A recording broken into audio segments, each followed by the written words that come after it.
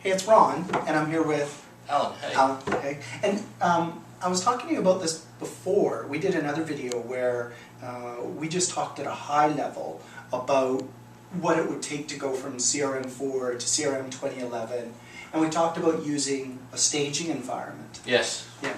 And what I wanted to do this time was I had you break down for me the 6 major steps. Like if we had to bring it up to a high level, yeah. What are the 6 major steps in doing that cutover? And from the upgrade from CRM4 to 2011. Mm-hmm. And of course I'm ignoring all of the change management, rollout plans, fallback procedures, scoping requirements, and design. So when we get to the nuts and the bolts, what are the 6 major steps? And maybe you could just run me through them really quickly. Sure. It's worth mentioning as well that we're just kind of picking out a typical scenario. There are many scenarios, but what we're talking about here is CRM4 32-bit to CRM 2011. And on-premise. On-premise, yeah, for sure.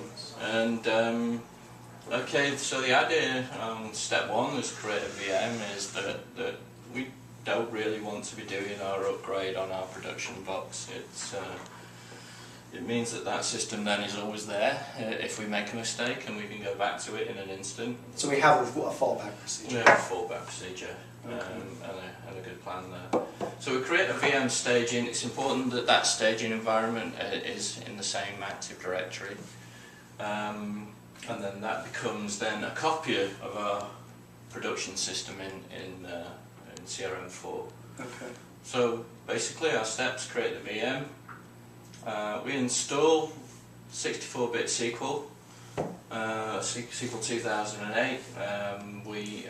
And CRM4, the 62-bit version, 64-bit version. And CRM4. Because most likely our old one had the 32-bit version. Yeah, absolutely. Okay. From there we restore the databases that we backed up from our production environment. And then we install CRM4 and we import the organisation into CRM4. So basically at this point we've got a copy of the production system, but we've got it in the appropriate environment. And so what we're saying then is we've got customizations and data yes. are now in our virtual machine. Yes, we've got everything there. Okay. Okay. Okay. Okay, so from there... Step 4. Yes, step 3 we've done. Step 4, we run the upgrade at this point on the staging to take this to 2011. Okay. So then we've got all our data, all our customizations, everything in CRM 2011. Okay. So then now theoretically what we have here is what could almost be our production environment. Yeah, we've got a CRM4 64-bit, SQL 2008 64-bit, all of our customizations and data over, you ran the upgrade, and it's now CRM 2011 it is. On the virtual machine. It is, absolutely. Okay. So basically from there, all we do is kind of this step again, which is build our CRM 2011 production environment. We get the system ready, create a dummy organisation to import to, just call it test or whatever, because you're going to disable it or delete it afterwards. Okay. And from there we then import this organisation that we created on here. Okay.